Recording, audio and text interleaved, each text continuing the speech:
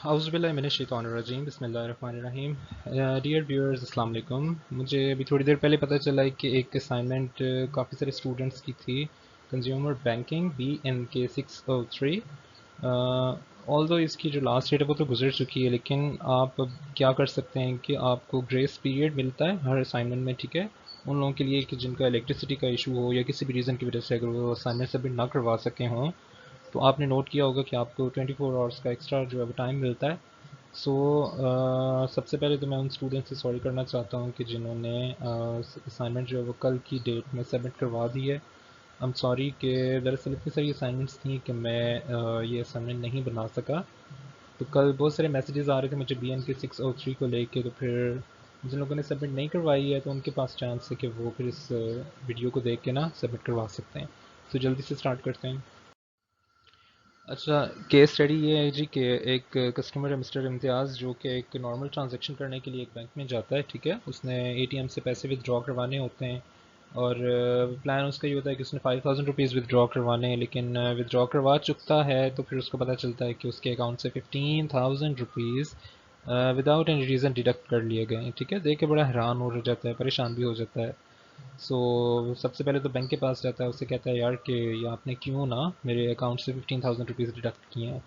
तो जब बैंक उसको प्रॉपरली रिस्पांस नहीं देता तो फिर उसके पास एक ऑप्शन है कि वो फिर बैंकिंग मुहतसिब के पास जा सकता है और उसके पास जाके अपना इशू रखे कि यार इस तरह से फलाने ए बी सी बैंक में जो है वो मेरा अकाउंट था, मैं वहाँ पे ट्रांजेक्शन करने के लिए गया, 5,000 रुपीज़ जब मैंने निकलवाए फिर मुझे पता चला कि 15,000 की ऑलरेडी डिडक्शन हो चुकी है। सो प्लीज़ आप इस सिलसिले में मेरी जो भी हेल्प कर सकते हैं वो करें। तो उसके पास ये ऑप्शन है कि वो बैंकिंग मुहतसिब के पास जा सकता है और वो ऐसा करेगा भी कि वो बैंकिंग मुहतसिब के पास जाएगा।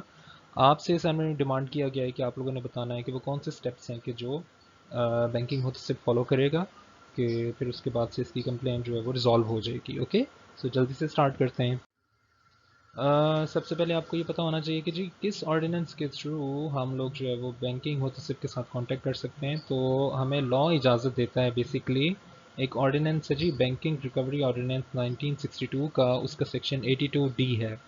तो इस सेक्शन के तहत हम लोग हमें लॉ अलाउ करता है कि अगर हमारे साथ बैंक कोई गलत किस्म की ट्रांजैक्शन कर देता है या हमारे पैसे डिडक्ट हो जाते हैं तो हमारे पास ये ऑप्शन है। लॉ हमें अलाउ करता है कि as a citizen of Pakistan हम लोग बैंकिंग रिकवरी ऑर्डिनेंस 1962 के सेक्शन 82D के तहत हम लोग बैंकिंग मुहतसिब के साथ कांटेक्ट कर सकते हैं।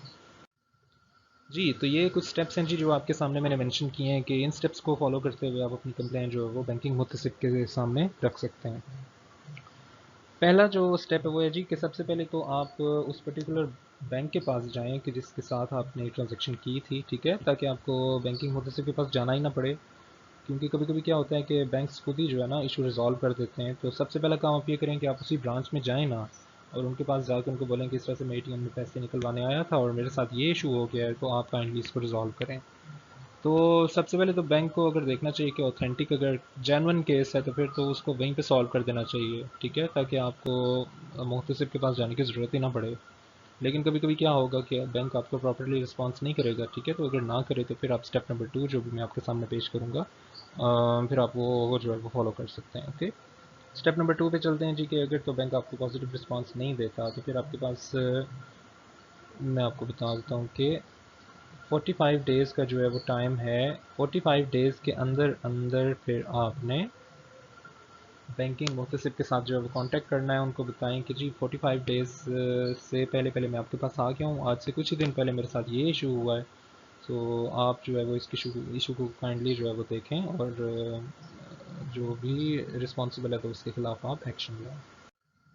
स्टेप नंबर 3 है जी कि जो रिपोर्ट आप लिखेंगे बैंकिंग मुतसिब को वो रिटर्न होनी चाहिए, ठीक है। ऐसा ना हो कि वहाँ पे ऑफिसर के सामने जाके ज़बानी कलामी आप बात करके आ जाएं, ठीक है। एक फॉर्म आपको मिलेगा, वहाँ पे सारी डिटेल्स आप लिखें, जो भी आपका इशू है वो भी लिखें, और ये सारी रिपोर्ट जो रिटर्न होनी चाहिए। ओके, स्टेप नंबर 4 यहाँ पे मेंशन्ड है जी प्रोवाइडिंग द एफिडेविट, कि आपने ये बताना है उसको कि जो भी मैंने इन्फॉर्मेशन दी है वो बिल्कुल ट्रू है, जेन्युइन है, कोई मेरा पर्सनल लेना देना नहीं है बैंक के साथ, बस एक इशू हो गया है और इसमें जो भी मैंने डिटेल्स लिखी हैं वो बिल्कुल जेन्युइन है। ओके, तो इसका एफिडेविट एक फॉर्म मिलता है कचहरी वगैरह से ना, तो आप वहाँ से वो फॉर्म लेके तो वो भी साथ में अटैच कीजिएगा अपनी उस रिपोर्ट के साथ। नंबर 5 पे आप जो है वो अपना एड्रेस लिख लें, ताकि कल को अगर आपको कोर्ट में बुलाया जाए तो फिर आपको एड्रेस, जो आपने एड्रेस मेंशन किया होगा उस पर आपको एक नोटिस मिलेगा।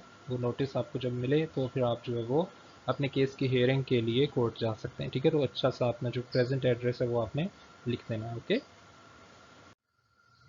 अच्छा जी, इसके बाद पॉइंट नंबर 6 है कि बैंकिंग मुहतसिब से जस्ट तभी आप कांटेक्ट कीजिएगा कि अगर आपने अपना केस कोर्ट में नहीं रखा। ठीक है, वरना क्या होता है कि कुछ लोग जो है वो काफ़ी मतलब जल्दी में होते हैं। ठीक है, तो वो क्या कर रहे होते हैं कि एक तरफ बैंकिंग मुहतसिब को भी कंप्लेन कर देते हैं, दूसरी तरफ कोर्ट से भी कांटेक्ट कर लेते हैं।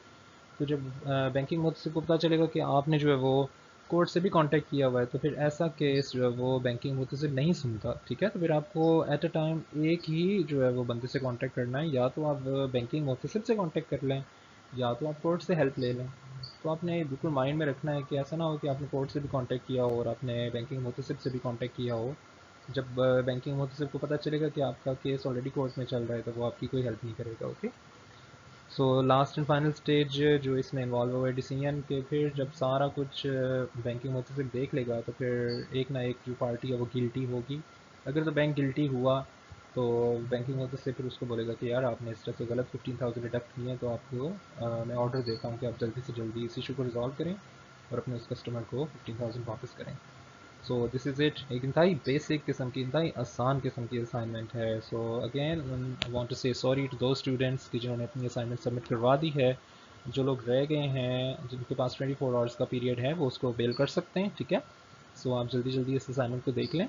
एंड जो भी स्टूडेंट्स बी एन के 603 के हैं वो जल्दी से इस वीडियो को देखें, इसको शेयर भी करें, अगर अच्छी लगे तो लाइक करें, ना अच्छी लगे तो डिसलाइक भी कर सकते हैं, आपके पास ऑप्शन है। ठीक है, ज़्यादा टाइम नहीं लगेगा, it's gonna take just about a second you know. So अगर अच्छी लगे तो आप कंप्लेन भी कर सकते हैं मुझसे कि ये चीज़ें जो हैं वो अच्छी नहीं हैं। ठीक है, कमेंट सेक्शन आपके सामने है। So basically thank you. आज कुछ असाइनमेंट्स की लास्ट डेट है 8th। सो मैं अभी काफ़ी बिजी होने वाला हूँ।